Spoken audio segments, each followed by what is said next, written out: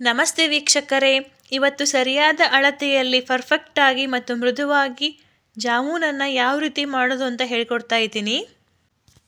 ಉಂಡೆಗಳು ಯಾವುದೇ ರೀತಿ ಕ್ರ್ಯಾಕ್ ಬರದ ಹಾಗೆ ಯಾವನ ಟ್ರಿಕ್ ಬಳಸಬೇಕು, ಪಾಕ ಎಲ್ಲ ಜಾಮೂನಲ್ಲಿ ಹೀರ್ಕೊಳ್ಳುವಂತೆ ಯಾವ ರೀತಿ ಮಾಡೋದು ಅಂತ ಹೇಳ್ಕೊಡ್ತಾ ಇದ್ದೀನಿ.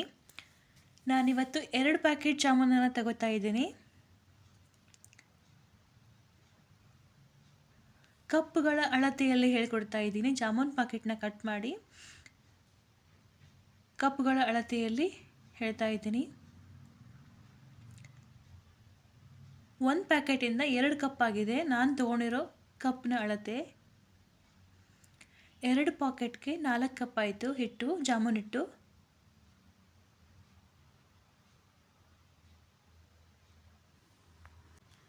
ಇವಾಗ ಇದಕ್ಕೆ ಸರಿಯಾದ ಸಕ್ಕರೆ ಅಳತೆ ನೋಡೋಣ. 4 ಕಪ್ ಜಾಮೂನ್ ಹಿಟ್ಟಿಗೆ ನಾನು 6 ಕಪ್ ಸಕ್ಕರೆ ತಗೋತಾ ಇದ್ದೀನಿ. ಅಂದರೆ 1 ಕಪ್ ಜಾಮೂನ್ ಹಿಟ್ಟಿಗೆ 1.5 ಕಪ್ ಸಕ್ಕರೆ ಆಗುತ್ತೆ. ನಾನು ಯಾವ ಕಪ್ಪಿಂದ ಅಳತೆ ಮಾಡಿದ್ನೋ ಹಿಟ್ಟನ್ನು, ಸಕ್ಕರೆನೂ ಕೂಡ ಅದೇ ಅಳತೆಯಲ್ಲಿ ತಗೋತಾ ಇದ್ದೀನಿ. ಮತ್ತೆ ಹೇಳ್ತಾ ಇದ್ದೀನಿ, 4 ಕಪ್ ಜಾಮೂನ್ ಹಿಟ್ಟಿಗೆ 6 ಕಪ್ ಸಕ್ಕರೆ. ಇವಾಗ ಜಾಮೂನ್ ಹಿಟ್ಟೆಲ್ಲ ಸ್ವಲ್ಪ ಗಂಟಿರುತ್ತೆ, ಅದನ್ನು ಈ ಥರ ಒಡ್ಕೋಬೇಕು. ಇಲ್ಲ ಅಂದರೆ ಜರಡಿನೂ ಹಿಡ್ಕೋಬೋದು. ಜರಡಿ ಹಿಡಿಯೋ ಅವಶ್ಯಕತೆ ಇಲ್ಲ ಅನಿಸುತ್ತೆ. 1 ಕಪ್ಪಲ್ಲಿ ತಿಳಿ ಹಾಲನ್ನ ತೊಗೊಂಡಿದ್ದೀನಿ. ತುಂಬ ಗಟ್ಟಿ ಹಾಲನ್ನ ತೊಗೋಬಾರ್ದು. ಸ್ವಲ್ಪ ಗಟ್ಟಿ ಹಾಲಿಗೆ ನೀರು ಹಾಕ್ಕೊಂಡು ತಿಳಿ ಹಾಲು ಮಾಡ್ಕೊಂಡಿದ್ದೀನಿ. ಸ್ವಲ್ಪನೇ ತಿಳಿ ಹಾಲನ್ನ ಹಾಕಿಬಿಟ್ಟು ಚೆನ್ನಾಗಿ ಮಿಕ್ಸ್ ಮಾಡಬೇಕು. ಜಾಮೂನ್ ಹಿಟ್ಟನ್ನು ಯಾವಾಗಲೂ ಬೆರಳಿಂದ ಮಾತ್ರ ಮಿಕ್ಸ್ ಮಾಡಬೇಕು. ಚಪಾತಿ ಹಿಟ್ಟು ನಾದೋ ಥರ ಕೈಯಿಂದ ನಾದಬಾರ್ದು. ಸ್ವಲ್ಪನೇ ಹಾಲು ಹಾಕ್ಕೊಂಡು ಚೆನ್ನಾಗಿ ಬೆರಳಿಂದ ಮಾತ್ರ ತುಂಬಾ ಸಾಫ್ಟಾಗಿ ಮಿಕ್ಸ್ ಮಾಡಬೇಕು.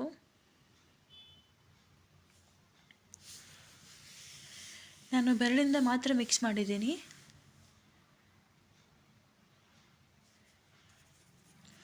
ನೋಡಿ ಹಿಟ್ಟು ಎಷ್ಟು ಮೃದುವಾಗಿದೆ ಅಂತ, ನೋಡಿ ಎಷ್ಟು ಸಾಫ್ಟ್ ಆಗಿದೆ ಅಂತ. ಈ ರೀತಿ ಚೆನ್ನಾಗಿ ನಾದಬೇಕು. ನಂತರ ಒಂದು 5-10 ನಿಮಿಷ ಅದನ್ನು ಮುಚ್ಚಿಟ್ಬಿಡಬೇಕು. ಅಲ್ಲಿವರೆಗೂ ಪಾಕ ಮಾಡ್ಕೊಳ್ಳೋ ವಿಧಾನ ಹೇಳ್ಕೊಡ್ತಾ ಇದ್ದೀನಿ. ಒಂದು ಪಾತ್ರೆಗೆ ಸಕ್ಕರೆನ ಸೇರಿಸ್ತಾ ಇದ್ದೀನಿ. 6 ಕಪ್ ಸಕ್ಕರೆಗೆ ನಾನು 6 ಕಪ್ ನೀರು ಹಾಕ್ತಾ ಇದ್ದೀನಿ. ಮತ್ತೆ ಹೇಳ್ತಾ ಇದ್ದೀನಿ, 6 ಕಪ್ ಸಕ್ಕರೆಗೆ 6 ಕಪ್ ನೀರು ಹಾಕ್ತಾ ಇದ್ದೀನಿ. ಯಾವ ಕಪ್ಪಿಂದ ಅಳತೆ ಮಾಡಿದ್ದೀನೋ ಸಕ್ಕರೆನ, ಅದೇ ಕಪ್ಪಿಂದ ನೀರು ತಗೋತಾ ಇದ್ದೀನಿ.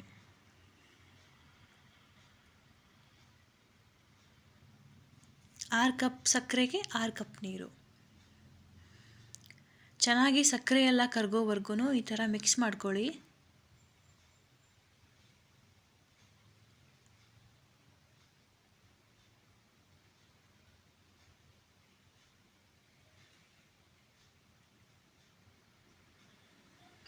ಸಕ್ಕರೆ ಎಲ್ಲ ಕರಗೋಗಿದೆ.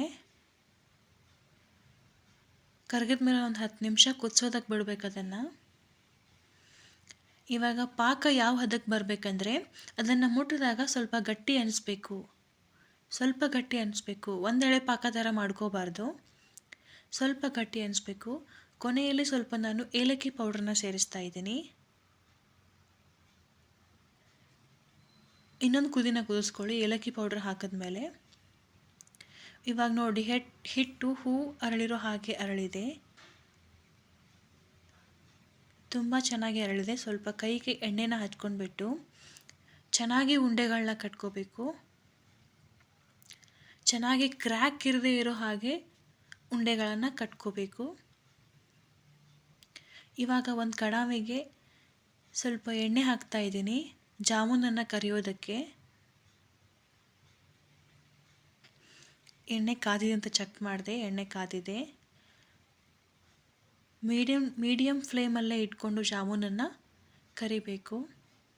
ಇಲ್ಲ ಅಂದರೆ ಮೇಲೆಗಡೆ ಕಲರ್ ಬರುತ್ತೆ, ಒಳಗಡೆ ಎಲ್ಲ ಅದು ಬೆಂದಿರೋದೇ ಇಲ್ಲ. ಅದಕ್ಕೋಸ್ಕರ ಮೀಡಿಯಮ್ ಫ್ಲೇಮಲ್ಲಿಟ್ಟು ಚೆನ್ನಾಗಿ ಕರಿಬೇಕು.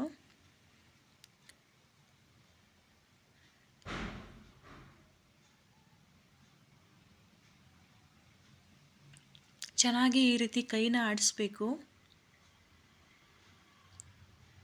ಜಾರಿಂದ.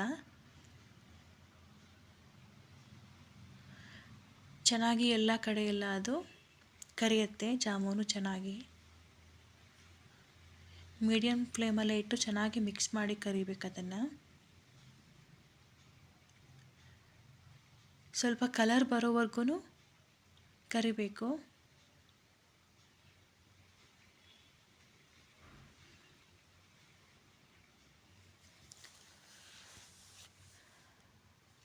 ಈ ರೀತಿ ಕೈನೇ ಆಡಿಸ್ಬೇಕು ಯಾವಾಗ್ಲೂ, ಅಂದರೆ ಚೆನ್ನಾಗಿ ಎಲ್ಲ ಕರಿಯುತ್ತೆ, ಒಳಗಡೆ ಎಲ್ಲ ಚೆನ್ನಾಗಿ ಬೇಯುತ್ತೆ.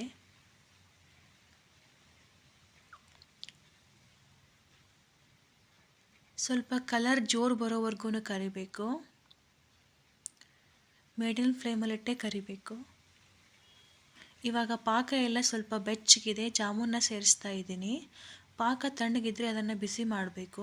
ಒಂದು ವೇಳೆ ಪಾಕನೂ ಬಿಸಿ ಇದ್ದು ಜಾಮೂನು ಬಿಸಿ ಇದ್ದರೆ ಅದೆಲ್ಲ ಬೇಗ ಕರಗೋಗುತ್ತೆ. ನೋಡಿ ಯಾವ ರೀತಿ ಜಾಮೂನು ಬಂದಿದೆ ಅಂತ. ಒಂದು 4 ಅವರ್ ಬಿಟ್ಟಿದ್ದೀನಿ ನಾನಿವಾಗ. 4 ಅವರ್ ಬಿಟ್ಟಿದ್ದೀನಿ. ಈಗ ಜಾಮೂನೆಲ್ಲ ಪಾಕ ಹೀರ್ಕೊಂಡಿದೆ. ಯಾರಾದರೂ ಮನೆಗೆ ಗೆಸ್ಟ್ ಬರ್ತಾರಂದರೆ ಒಂದಿನ ಮುಂಚೆನೇ ಮಾಡಿಟ್ಕೋಬೋದು, ತುಂಬಾ ಚೆನ್ನಾಗಿರುತ್ತೆ ಈ ಜಾಮೂನು.